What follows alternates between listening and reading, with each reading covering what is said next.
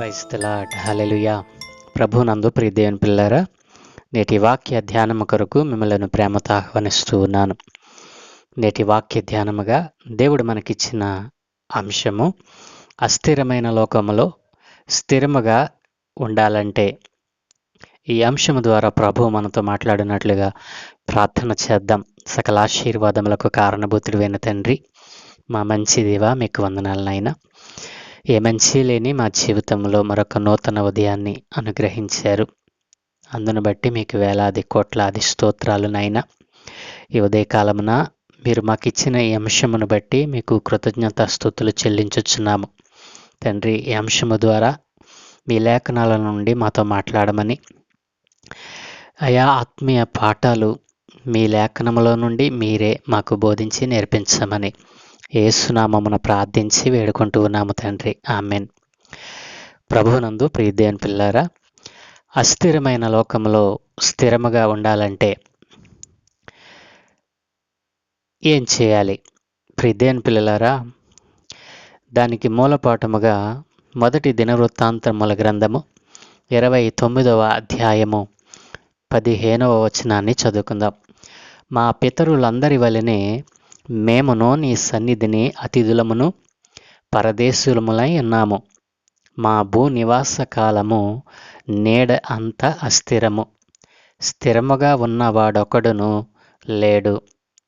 ప్రియ దేవుని పిల్లరా, దేవుని లేఖనం సెలవిస్తూ ఉంది, మన భూ నివాస కాలము, మానవుల యొక్క భూ నివాస కాలము నీడ అంత అస్థిరము. నీడ మనం చూస్తాం కదండి. నీడ కొంచెం సేపు ఇక్కడ నీడ ఉంటే కొంత సమయానికి ఆ నీడ మరొక ప్రాంతానికి వెళ్ళిపోతుంది. కాబట్టి నీడ అనేది అస్థిరమైనది. నీడ ఎంత అస్థిరమో మన భూ నివాస కాలము కూడా నీడ అంత అస్థిరము అయినది అని దేవుని లేఖనం సెలవిస్తూ ఉంది. ప్రియ దేవుని పిల్లారా, ఈ భూమి మీద స్థిరముగా ఉన్నవాడు ఒకడును లేడు అని దేవుని లేఖనం సెలవిస్తూ ఉంది. కాబట్టి ప్రియ దేవుని పిల్లలారా, ఈ రోజున మన భూ నివాస కాలము నీడ అంత అస్థిరము. నీడ ఎలాగునైతే అస్థిరమైనదో, నీడ సమయానుకూలంగా ఏ రీతిగా అయితే అది మార్చుకుంటూ తన జీవితాన్ని, మరి తన స్థానాన్ని మార్చుకుంటూ ఏ రీతిగా వెళుతుందో, అదే రీతిగా అస్థిరమైనటువంటి లోకములో మన నివాస కాలము నీడ అంత అస్థిరము అని తెలుసుకొని ఈ రోజున మనము ప్రభువులో మరి స్థిరపడాలి. ఎలాగున మనం స్థిరపడతాం?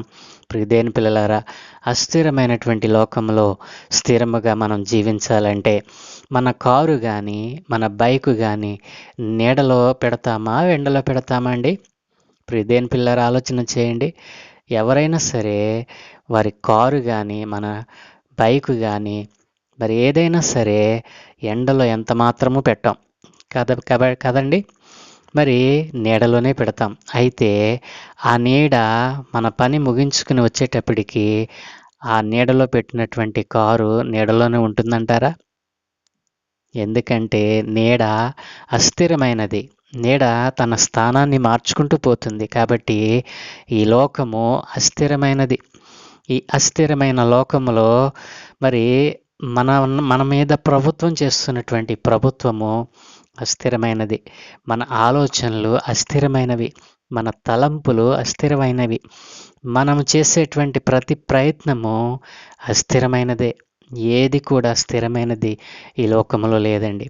ప్రియ దేవుని పిల్లలారా, మొదటి పేతురు 2వ అధ్యాయము 12వ వచనంలో దేవుని లేఖనం సెలవిస్తూ ఉంది, మనము యాత్రికులము పరదేశులము గనుక మన జీవిత కాలము ముగియకముందే, మనము యాత్ర ముగించకముందే స్థిరుడైనటువంటి యేసు ప్రభువుని మన స్వంత రక్షకునిగా మనం అంగీకరించినట్లయితే దేవుడు మనలను అస్థిరమైన లోకములో స్థిరమైన వానిగా మార్చటానికి, స్థిరమైన వానిగా స్థాపించటానికి ఆయన ఇష్టపడతా ఉన్నాడు. ప్రియ దేవుని పిల్లలారా, ఒకవేళ నీ ఆలోచనలను బట్టి, నీ యొక్క తలంపులను బట్టి, నీకున్న జ్ఞానాన్ని బట్టి నీవు అతిశయిస్తున్నావేమో, నీ గర్వమే నిన్ను అస్థిరత్వంలోనికి నెట్టివేస్తుందని గుర్తించు. ఈ రోజున దేవుడు తన లేఖనముల ద్వారా మాట్లాడుతూ ఉన్నాడు. ఈ లోకము అస్థిరమైనది. ఈ లోకములో ఉన్న ప్రతిదీ కూడా అస్థిరమైనదే. స్థిరమైనది ఏది కూడా నీ ముందర నిలవదు. కాబట్టి నీడ ఎంత అస్థిరమైనదో మన జీవితము కూడా అంతే అస్థిరమైనదని మనము ఈ లోకములో యాత్రికులము, పరదేశులమని చెప్పి మనము జాగ్రత్త వహించాలి. ప్రియ దేవుని పిల్లరా, మనం కట్టే బిల్డింగు ఎంతో బలంగా ఉండాలని మనం చేస్తున్నటువంటి ప్రయత్నం మరి ఎంత స్థిరంగా వేస్తామో కదండి. కాబట్టి మనం నివాసం ఉండేటువంటి అస్థిరమైనటువంటి భూలోకములో మనము కొద్ది కాలము మరి యాత్ర చేస్తూ ఆ యొక్క చిన్న బిల్డింగ్లో ఉండటానికి మనము అంత స్థిరమైన పునాది వేస్తున్నామే. ఈ రోజున దేవునిలో నీ భక్తిని అంత స్థిరపరుచుకున్నావా? దేవునిలో, దేవుని విశ్వాసములో, దేవుని సన్నిధిలో నీ భక్తి యొక్క స్థిరత్వం ఎంత? ఈ రోజున నువ్వు పరీక్ష చేసుకోమని దేవుని లేఖనాలు సెలవిస్తూ ఉన్నాయి. మన అందరి జీవితాన్ని దేవుడు ఒక ఇంటిని పోల్చి ఉన్నాడు. ఎవరైతే ఈ నా మాటలు విని దాని ప్రకారము జీవించేవాడు బండ మీద తన ఇల్లును కట్టిన బుద్ధిమంతుని పోలి ఉన్నాడని సాక్షాత్తు దేవుడే సాక్ష్యమిచ్చాడు. ప్రియదేని పిల్లారా, కాబట్టి అస్థిరము అనేటువంటిది ఎందుకు వస్తుంది అని అంటే మానవుల్లో ఉన్నటువంటి గర్వం వలన. నీలో ఉన్న గర్వమే నిన్ను అస్థిరత్వంలోనికి నెట్టివేస్తూ ఉంది. నీలో ఉన్న నాకు అన్నీ తెలుసు, నేను మరి జ్ఞానవంతుడిని, నేను తెలియగలవాడిని నీవు విర్రవీగుతున్నావే, అదే నిన్ను అస్థిరంలోనికి నెట్టివేస్తుందని ఎప్పుడైనా గమనించావా నా ప్రియ సహోదరి, సహోదరుడా? గర్వం వలన నాకు అన్నీ తెలుసు అని నీవు అనుకున్నప్పుడు నీవు అస్థిరంలోనికి మరి దిగిపోతున్నావని గుర్తించు. కాబట్టి ప్రియ దేవుని పిల్లారా, ఒక ద్రాక్షవల్లి ఒక స్థిరమైన చెట్టుకు ప్రాకి ఎలాగున్న ఫలాన్ని ఫలిస్తుందో, ప్రియ దేవుని పిల్ల మరలా చెప్తాను, ఒక ద్రాక్ష తీగ ఒక స్థిరమైన చెట్టుకు ప్రాకి ఏ రీతిగా అది ఫలాన్ని ఇస్తుందో, ఈ రోజున స్థిరుడైనటువంటి యేసు ప్రభువుని అల్లుకొని నీవు ఫలవంతము కావాలని దేవుడు కోరుకుంటా ఉన్నాడు. స్థిరుడైనటువంటి దేవుడు ఒక్కడే, ఆయన యేసు క్రీస్తు ప్రభుల వారు.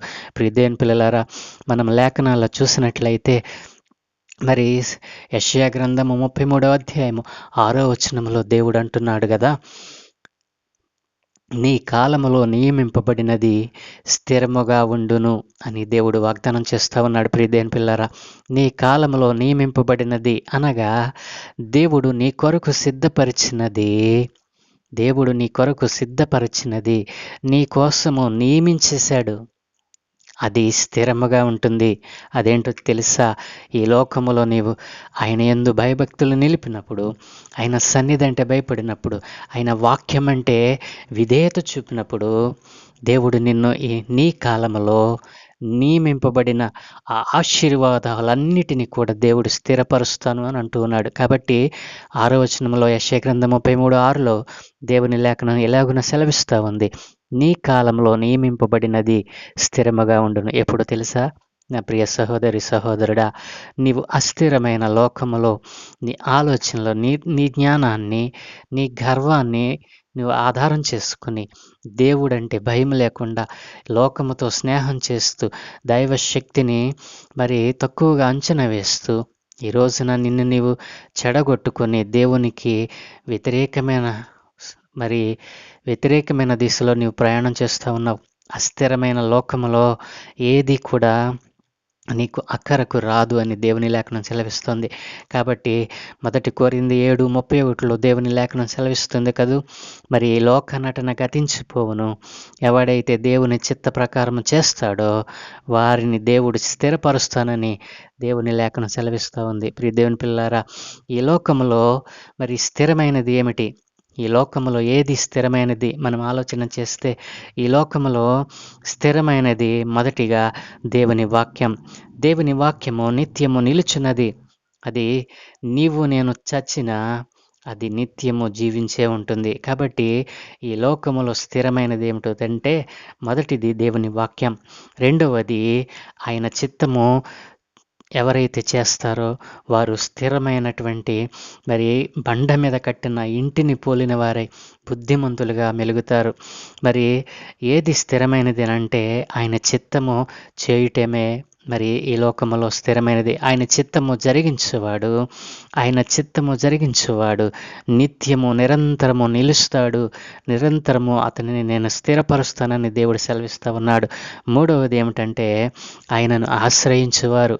ద్రాక్షావల్లి ఏ రీతిగా అయితే ఒక స్థిరమైన చెట్టుకు అల్లుకుని ఫలించిందో, ఈ రోజున ఈ భూమి మీద స్థిరుడైనటువంటి యేసుక్రీస్తు ప్రభుల వారిని నీవు అల్లుకొని ఆయనలో నీవు ఫలించినట్లయితే, ఆయనను అల్లుకొని నీవు ఫలించినట్లయితే నీ జీవితము ఫలవంతమవుతుంది. కాబట్టి ప్రియదేని పిల్లరా, అస్థిరమైన లోకములో స్థిరముగా జీవించాలంటే ముందుగా నీవు దేవుని వాక్యాన్ని మరి నమ్మాలి, దేవుని వాక్యానికి విధేయత చూపాలి, వాక్య ప్రకారం జీవించాలి. రెండవది ఆయన చిత్తము నీవు చేయాలి.